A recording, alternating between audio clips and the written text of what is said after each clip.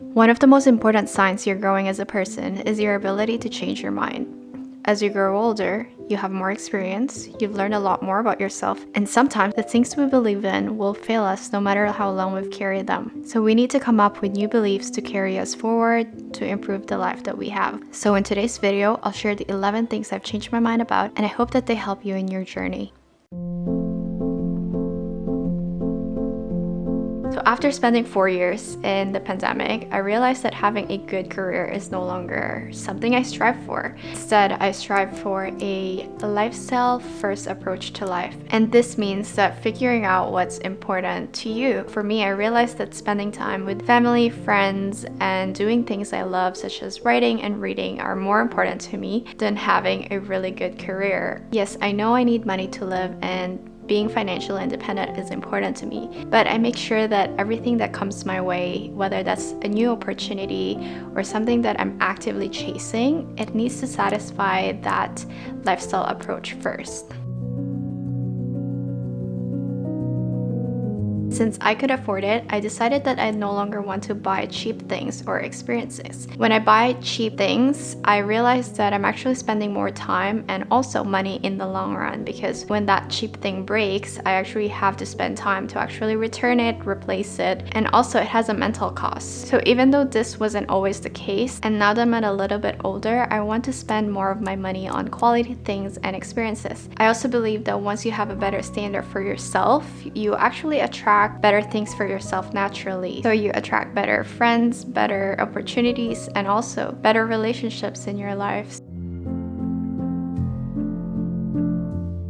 I was always jealous of artists who can paint, draw, sing, and dance, and I always thought that they were special people, and now I realize that we're all born creative. As a child, you probably spent a lot of your time making art and playing music or even dancing, but somewhere along the way you lost that spark in you because society told you to grow up. But in reality, being creative is your birthright, and you can always access this creativity once you give yourself the permission to do so. So if you haven't done so, try going back to your old memories as a child and see what you enjoy the most. And I can assure you that your creativity will come back.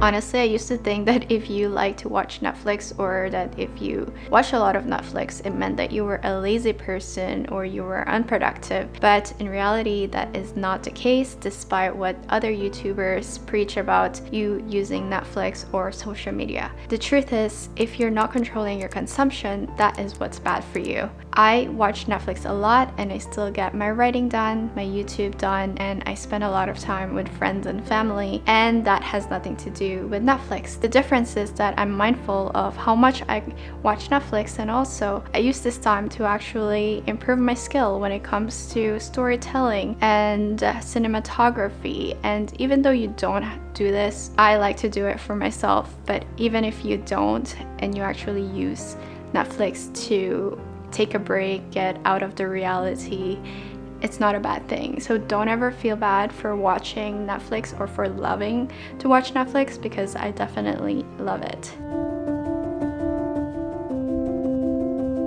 I'm personally terrible at doing nothing. I get super anxious when I don't have a task in hand, but lately I realized that doing nothing actually is a good thing. And there is this phrase that I always remind myself whenever I'm bored, which is really creativity comes out of boredom. So whenever I find myself being bored or I'm doing chores where I feel guilty for not spending more time on my creative work, I always remind myself that in those moments is the time where actually good ideas come to me, when I'm not doing my creative work and I'm actually present in my life. So whenever you find yourself doing nothing and you're being unproductive, try to actually see this in a good way, and you'll never know what kind of creativity will come out of it. So now whenever I find myself doing nothing and I feel guilty for not spending more time on, let's say, YouTube or writing, I try to ask myself, have I done the most important thing that I needed to do today, and do I deserve this break?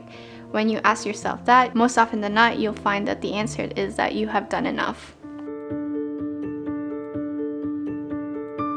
I used to believe that talent is the only thing that you needed to succeed in your career or even life. But in reality, without practice and without luck, talent can only bring you so far. I have a lot of talented friends who are really good with singing, making art, and doing all of these creative endeavors, but they don't really practice in public. At the same time, I also know a lot of mediocre writers and creators who gain a lot of traction online. And the main difference is that one of them is showing up consistently or at least practicing in public, while the others are just kind of doing it on their own in their private time, which there is nothing wrong about it, but that is really the difference when it comes to succeeding in whatever career path that you choose. In today's world, consistency is your biggest advantage. I am the most chaotic person I know. I wake up every day and I still struggle to do the same thing every day. But sometime last year, I actually challenged myself to do a 30-day yoga challenge where I woke up and I did yoga right away. And thanks to that little challenge, that is also how I built my writing habit and also now doing YouTube.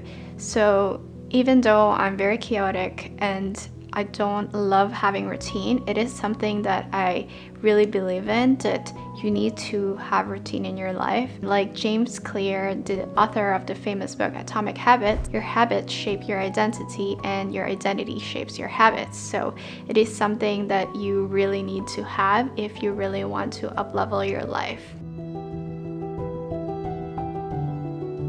When I quit my job in 2021, my husband supported us, and he is not an entrepreneur. And when I quit, my husband and I did not change our lifestyle. We still went out, we still ate in restaurants, we still traveled a lot. This is because he has a good job and he chose a career path that let him earn money or good money. So this just shows that you don't have to be an entrepreneur to be rich or to be wealthy. What you do need is choosing a good career path, and secondly, you need to know how to manage your money. So really, if you don't want to be in the entrepreneur world, that's totally okay, and you'd still be able to do a lot of the things you want in life, but you do need to know how to manage your money well. Despite believing that entrepreneurship is not the only way to become wealthy, I do think that having one job is not very safe. And this is because of a few reasons. One, what if you hate your job? And two, what if you get laid off? Imagine having a job and you have a mortgage and suddenly you get laid off. Or what if you have a mortgage and suddenly hate your job and now you can't leave because you have a mortgage? I think it's safer to have multiple income streams, even if you have your main career. Now that I'm doing travel nursing, writing online, creating content on the internet, I feel so much safer because I know that they all have the potential to be monetized. The thing about self-improvement is that there is always something that you can improve in your life, and this can be exhausting. You can always be improving your health, your diet, your financial situation, your relationship. And if you overdo things, it can be toxic. Instead, what I've learned is to define a good life. And having a good life can actually remove you from this striving for perfection, because you're not always chasing for that perfection. And having a good life can mean being healthy or being wealthy, and really defining what that looks like for you. So being healthy can mean going for daily walks, doing yoga, or going to the gym a few times a week, where you don't need to be so restrictive that you suffocate yourself in the process. And same goes for being financially healthy. So having a good job, keeping your expenses less than you're making, and saving up for retirement and for the things that you love can be your definition of having a good life. You don't need to be improving your life all the time, because at the end of the day, that's not what's going to make you happy. That is something that I've learned a lot this year.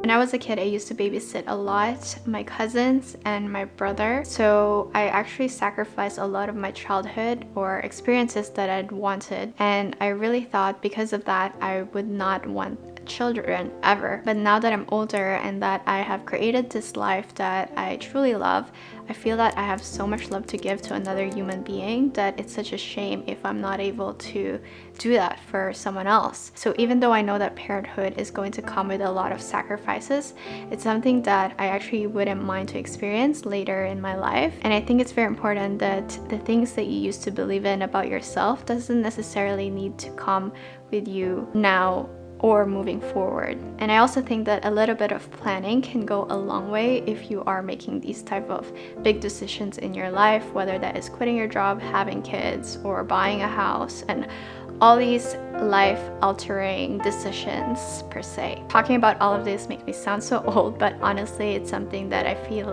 that I need to put out there, so that I hope that it helps you in some way. And I really hope that this video has resonated with you and that you be kind to yourself and you take it one day at a time. I'll see you in the next video. Bye.